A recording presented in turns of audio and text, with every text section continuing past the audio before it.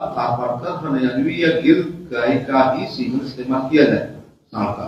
दूसरा, हल नहीं चल रहा है, बैलगाड़ी नहीं चल रही है, दाई नहीं हो रही है, और क्या हो रहा है, कोल्हू नहीं चल रहा है और रहट नहीं चल रही है, इसलिए बैलों का कोई उपयोग नहीं है। जब हम छोटे थे, या ये कैलाश जी छोटे होंगे, तो बछड़ा पैदा होने पे मिठाई बांटते थे और सोहर के गीत ढोलक पे गाए जाते थे। या किसी के घर में कोई मौत हो जाती थी तो बछड़ा पैदा होने पर वो अब दूर हो जाता था। तो क्यों? क्योंकि हल चलाते थे, रहट चलाते थे, कोल्हू चलाते थे, गाय चलाते थे और बैलगाड़ी चलाते थे।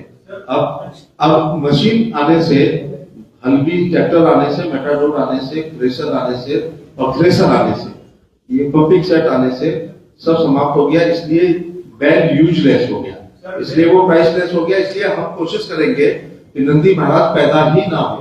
सेक्स शॉर्टेज सीमेंट का मतलब है कि ये कृत्रिम गर्भाधान में वर्गीकृत ब्रीड का इस्तेमाल किसान करेगा तो 90% बछिया ही पैदा होगी।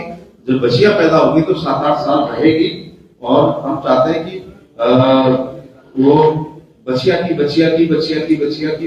पैदा हो, जिससे 2-3 साल राज्य सरकार अगर ऑपरेट करे तो हर घर के बाहर एक साहिवाल खारपाटर हरियाणवी या गिर गाय की बछिया होगी, मतलब गाय होगी, तो दूध की नदियां बहेंगी। इस मामले में हम क्या कर रहे हैं, तो वो भी मैं बताना चाहूंगा कि dairy animal husbandry dairy development में हम बजटीय समर्थन कर रहे हैं और 6153 करोड़ का आवंटन किया गया। यह आवंटन वित्तीय वर्ष 25-26 के लिए 4850 करोड़ की तुलना में 27% बढ़ाती है। तो आप पूछ रहे थे कि डेयरी के मामले में लोग क्या कर रहे हैं, इंटीग्रेटेड एंटरप्रेन्योरशिप डेवलपमेंट स्कीम में पशुपालन और डेयरी क्षेत्र में उद्यमिता को बढ़ाने के लिए इंटीग्रेटेड एंटरप्रेन्योरशिप डेवलपमेंट स्कीम के अंतर्गत अतिरिक्त 500 करोड़ का प्रावधान किया है। इस योजना का उद्देश्य पशुपालन आधारित इंटरप्राइजेस को बढ़ावा देना, वैल्यू चेन को मजबूत करना और रूरल एम्प्लॉयमेंट के अवसर प्रदान करना। Loan link capital subsidy scheme for animal husbandry में बजट में पशुपालन क्षेत्र के लिए एक नई loan link capital subsidy scheme घोषणा की गई है। यह योजना पशुपालन से जुड़े इंफ्रास्ट्रक्चर जैसे veterinary college, animal hospital, diagnostic lab, breeding centre आदि में निवेश प्रोत्साहित करेंगे।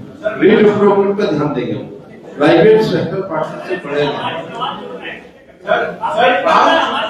आपने एक सवाल पूछा कि डेयरी उद्योग में क्या कर रहे हैं, तो जब तक वो स्कीम नहीं बताएंगे तो आप संतुष्ट नहीं। मेरा सवाल के बजट की जो घोषणा है, उनके काम है, उनको लेकर है।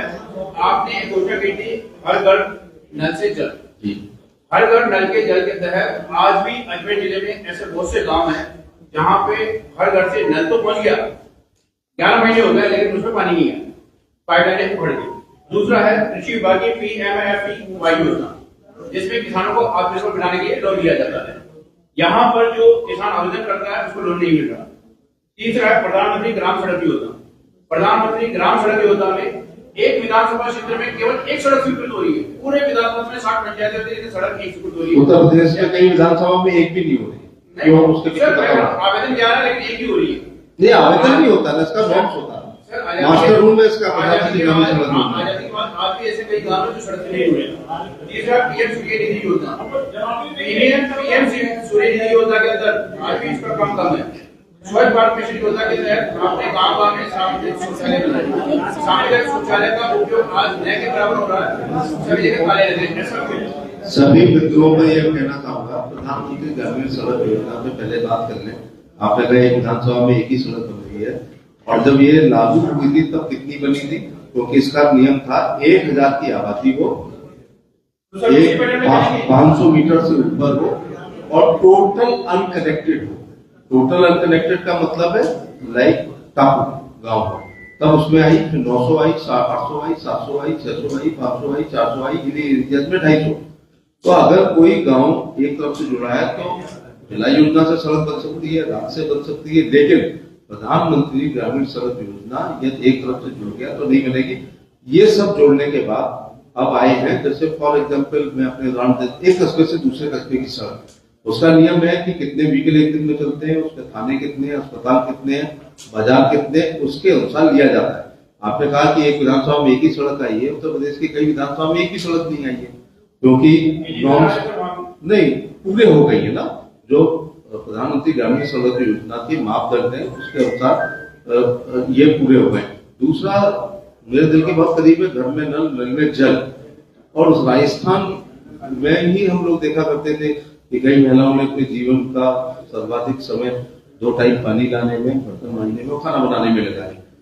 क्योंकि अभी बीजेपी की सरकार आई है और ये योजना कई साल से लागू है, तो राजस्थान में कांग्रेस की सरकार ने इसको जरा भी प्रमोट नहीं किया। वो चाहते थे योजना फेल हो, जिससे आने वाले चुनाव में उसको हमें सजा मिले। तो जहां मीठा जल है वहां बोरिंग करके और लाया जा रहा है। तो अभी अभी ये योजना समाप्त नहीं हुई है, ये योजना समाप्त नहीं हुई, वाइंड अप नहीं हुई है, ठीक है ना, वाइंड अप नहीं हुई है। इसलिए हर घर में नल और आगरा जैसी जगह में नल में गंगा जल भी आता है। सर एक सवाल ये है कि अभी आपने कहा नंदी महाराज पैदा ही ना हो, ऐसी व्यवस्था कर रहे, क्या इतना उचित है नंदी महाराज पहले को? क्या चीज? नंदी महाराज पैदा ही ना हो, अभी आपने कहा हाँ। ऐसी व्यवस्था कर रहे, सीवन जैसा लगे। हाँ। तो ऐसा क्यों कि नंदी महाराज पैदा ही ना हो? नहीं, 10% पैदा होंगे ना, आपने 10% पैदा होंगे। अरे भाई 10%, 90 की तो गारंटी ले रहा हूँ ना। आप लगातार नेगेटिव ही बात कर रहे हैं जब से आपने बोलना शुरू किया है। 90% बच्चियां पैदा होगी, 10% बछड़े पैदा होंगे और 10% बछड़े का वीर पर्याप्त होगा और 10% बछड़े ही होंगे और अच्छी ब्रीड का बछड़ा होगा, उसे हम खरीद भी लेंगे वीर के लिए। नंदी महाराज ज्यादा पैदा ना हो, क्योंकि अब हल आपने चलते हुए देखा है, रहेट आप जानते हैं, दाएं आप जानते हो, मैं तो दाएं जानता हूं। राहुल गांधी से पूछ लेना दाएं क्या होती है। बैलों को, गेहूं या धान को जमीन में डाल के बैलों के खुरों से हम क्रश कराते थे 7 दिन में 4-5 कुंटल। मैंने खुद रहेट चलाई है, पूरे दिन चलने के बाद आधा बीघा खेत की सिंचाई हो पाई। जैसे ही मेरे घर में डिलाइट का इंजन आया तो 15 मिनट में सिंचाई हो गई, तो बैल बेकार हो गया। फिर हम दाएं चलाते थे, थ्रेसर आया जो 7 दिन में बैल करते थे, वो 7 घंटे में थ्रेसिंग होने लगी।